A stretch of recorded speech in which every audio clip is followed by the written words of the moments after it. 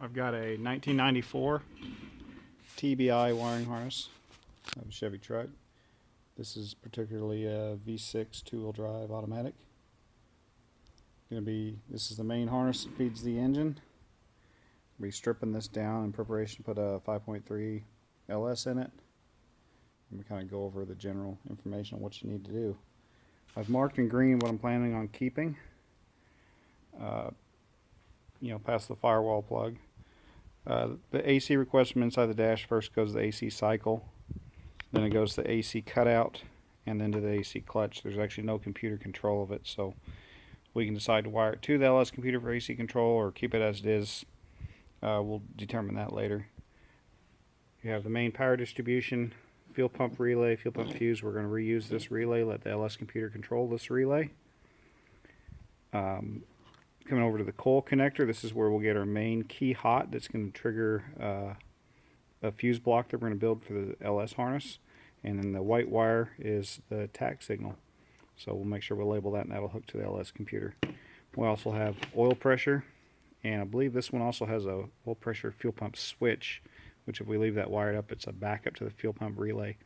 It'll power the fuel pump as soon as oil pressure is built, in the event the relay goes bad.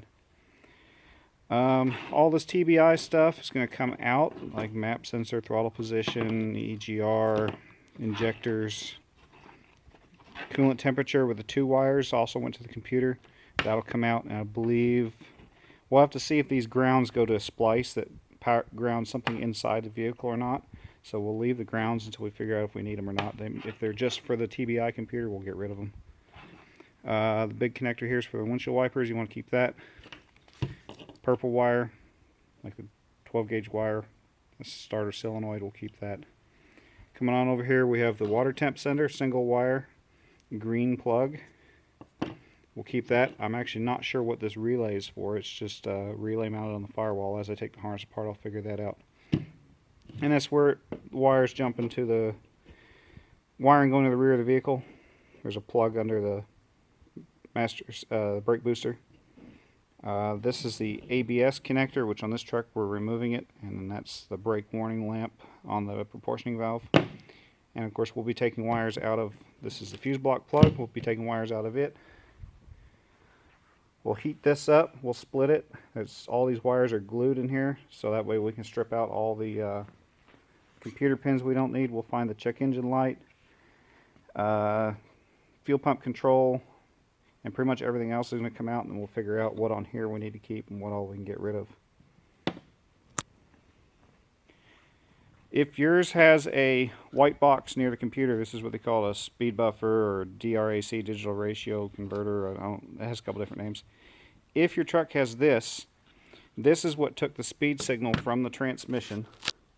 That's your 2-pin plug that goes on the transfer case for the transmission. It read the sensor directly, and then it has jumpers and resistors inside there that will calibrate the speed signal based on your tires and gears, and then send a signal to the ECM and the instrument cluster. So if you're putting an LS in one of these vehicles and you have this box, the LS computer can do this box's job. So in this case, we are going to remove the speed sensor wiring from this harness, because we're going to send the signal from the LS computer straight to the dash in place of this. So all the calibration for the speedometer will be through the LS computer. Otherwise, you could leave this in place, but if you ever do anything with tires and gears, you got to take these apart. There's a couple online websites to tell you how to calibrate the inside of these to work. I think in 89, 90, 91, the speed sensor actually goes directly to the instrument cluster. This buffer box is actually built into the instrument cluster on some of them. On those trucks, we would leave the speed sensor wiring in place, and the LS would just be wired in parallel, sharing the signals from the speed sensor. Alright, I've got the harness completely unwrapped for the most part for what I need to remove. I also got this pass-through where the harness comes out the firewall on the passenger side. It's full of hot glue. If you use a heat gun and heat it up, you can get these halves apart, and it's kind of a mess, but you can you'll figure it out. It took me about 10-15 minutes. There's a little box here sometimes with these purple wires. This is going to be your brake switch signal. So the one coming from that connector there, you can actually label that purple wire. You can label that for later use. That'll go to the LS computer TCC brake switch. Again, I'm not going to try and salvage the TBI harness. It might be possible to separate the two and use the TBI harness to run the engine and something else, but it's just a lot more work. I'm just going to cut it out. So I'm going to start cutting stuff out. Okay, so on this first branch of the harness here, I've gone ahead and cut what I intend to remove, which would include the throttle position map sensor, EGR, EVAP, I think, coolant temp injectors, idle controller, and not even sure what that is. But we shouldn't need it because what I have saved, again, coil wire, tack, and the coil is going to be our key hot. We've got some AC cutout, AC clutch, some grounds, and the alternator plug. Now I'm going to go through and pull these cut wires all the way out, trace them wherever they go over here, and completely remove them. So if they go to the ECM, I'll just leave them hanging. If they go to one of the plugs inside the truck, I will cut it off. Okay, all those wires I'd previously cut, I've now pulled back to here, going towards the computer. Use tape every now and then, just keep this thing from completely falling apart on you and turning into a plate of spaghetti. If you get to that point, it can be difficult. I do need to mention we are planning on completely removing the stock ECM. There's no purpose for it when doing LS swap on these trucks. So I'm going to continue on and remove the coil, knock sensor, transmission, and the other knock sensor, and the ABS out. Here, when I was cutting out the first batch of connectors, there's a black wire that goes to a splice pack. If you get that situation, you can just cut that wire from the splice. Leave the rest of the grounds, because we don't know if we're going to need them yet. When you're taking the transmission out, I noticed that there's a pink wire going back towards the driver's side firewall plug that feeds down to the transmission. It's probably a power feed to either the oxygen sensor or the transmission. And then there's another pink wire. Two pink wires go that way, so those are likely the power feeds to both of them. So we'll just cut those off there. And then we're going to cut all the transmission stuff and pull it all out. The reason I cut it, it just makes it a lot easier to pull it through the areas where you've taped without the harness losing its shape. So now I'll just take all these wires and feed them all the way back out this way and join them with the rest of ones over here. Okay, so now I've removed the ABS plug, transmission, another knock sensor, speed sensor, oxygen sensor. All those wires I pulled back, and everything we cut is off this left end of the table. And this is pretty much what we're going to be keeping. We've got AC cycle, fuel pump relay, the factory power distribution, that's the main power feed, fuel pump fuse, coil and tack. So the pink wire here is going to be our key hot that we use for the fuse block that we're going to add for the LS harness. That's where we're going to send the tack wire to the LS computer. That'll run your gauge. We got another AC cutout, AC clutch, and on these factory TBI grounds, looks like on this one they've got two of them, and each one's got a black and a tan, a black white and a tan. Maybe they're both black white. The tan wire you can cut and completely remove. Those go to the ECM, which I've already cut them here. They come out and they pull all the way back out of the harness. The two black ones actually go to the splice. And this splice provides grounds for, there's one going into this bulkhead. I have no idea what it is, so with abundance of caution, we're just going to keep those grounds. There's also another solid black splice that has a couple grounds into it, and there was a broken eyelet, so we'll repair that. I know that feeds ground to the windshield wiper motor, so we definitely need to keep that ground. So what I'll probably do is I'll combine the solid black and these black whites to one ground that will ground to the engine block on the LS that we put in here.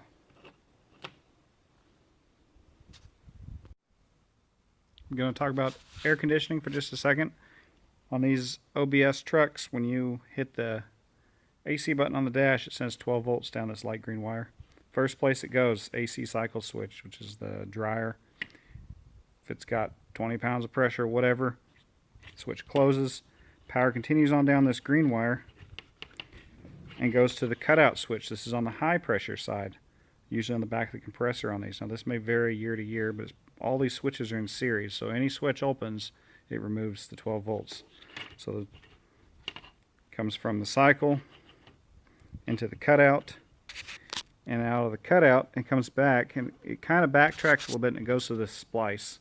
And what it's doing, one wire goes to the actual AC compressor clutch. So the current for the AC clutch goes to the cycle switch, cutout switch, and then there's one wire that goes back to the ECM on the throttle bodies, and that tells the ECM to give you your idle bump, which that's not going to function on the LS, so we're going to cut that out right here.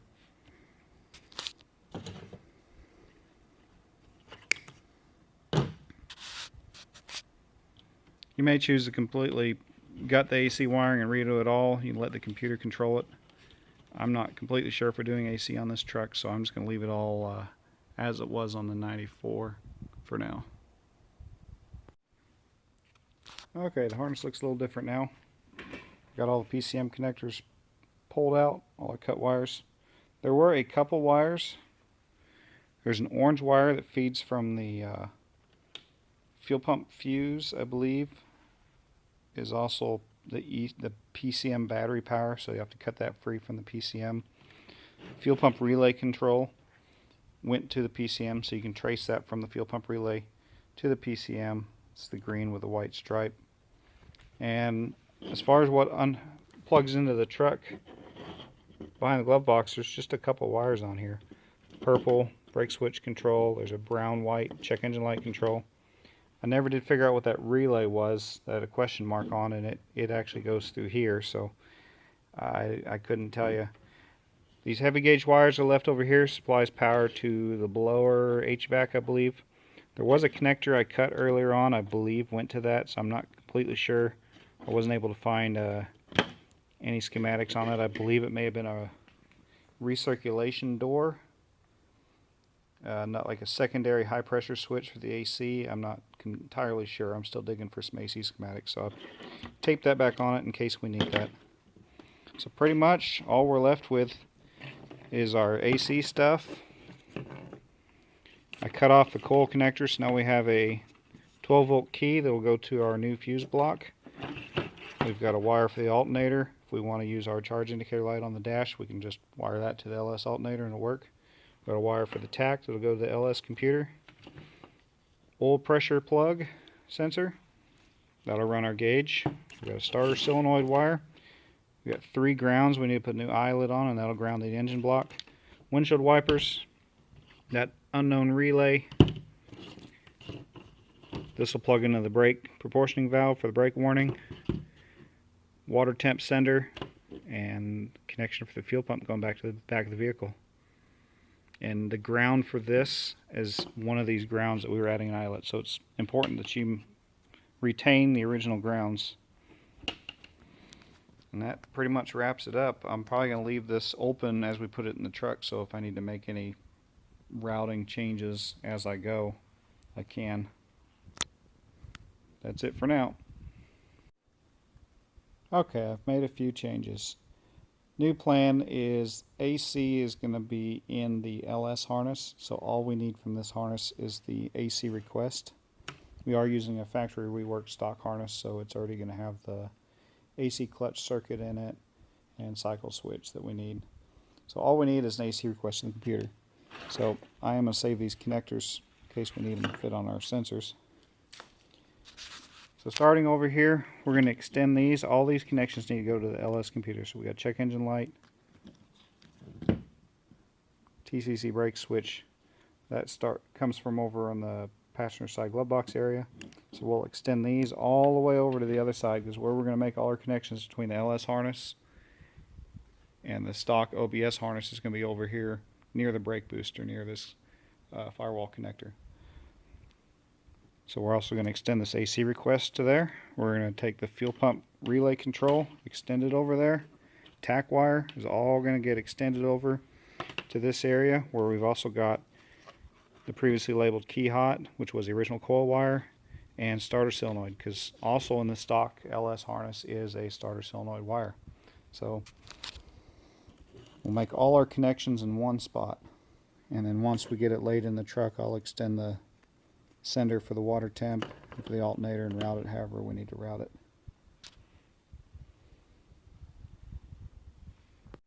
One more thing to mention, since we are not using the vehicle speed sensor buffer on this, I will need to add a wire from where we're joining the LS harness to the OBS harness for the speed sensor, so that way we can route it all through here and come up and connect into the wiring under the dash where this sends the signal to the instrument cluster. You may also want to run other wires, like if you had an electric throttle, you could run all your wires through this so everything goes to the firewall in one place so you're not making any more holes. That's kind of up to you. Alright, this harness is almost ready to put back on the truck. We've added a wire for the vehicle speed sensor. We've got this back on here temporarily. Once they're in and make sure we have no more wires go through the firewall, we'll fill this full of silicone. Fuel pump relay, the factory distribution, power distribution for the whole truck. That's like the main battery feed to the whole truck. And these red are your various feeds to the truck that power the HVAC and power the entire truck.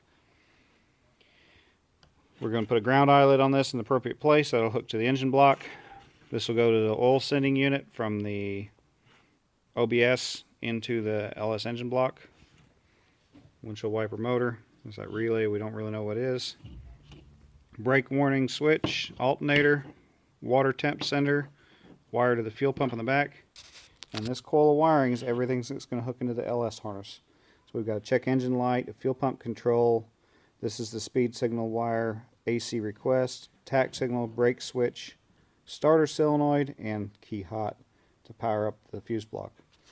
On the engine harness, we're basically going to build the harness as a standalone, so it should wire up pretty simple. Now this process is pretty much the same on any throttle body GM product. It could be a throttle body Camaro, throttle body Caprice, whatever. It's the same process. You need the same signal wires for the water, for the oil. You need the same wires for the engine harness. So you can take the same principle and apply it to pretty much any 80s, late 80s, early 90s GM vehicle. Alright, I've got the wiring harness back on the truck now, plugged in down here. We've got a lead right here. We have all the connections to the LS harness, everything in one bundle, 8 wires.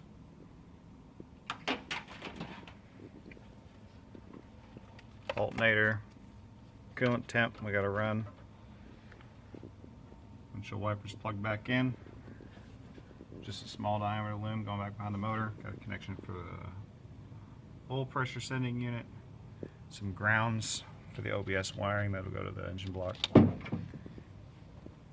And then where it passes through, we still got to cut the loom back and fill that full of some sealant and make the connections back underneath the dash on the passenger side. Alright, make connection for your speedo. We ran this wire from the LS PCM through the OBS harness to the LS PCM under the hood, and we took out the VSS buffer.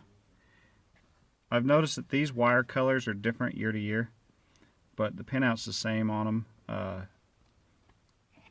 So I know that this top pin up here is a speed sensor, and we actually have it oriented just like in this picture. So we just need to go to this bottom wire on this truck, 94. It's a blue, light blue with a black tracer, and that should be the signal going to the dash. So we just got to hook this wire to that blue wire, black stripe, and we should be good. Alright, I've got the harness all wired up to the truck.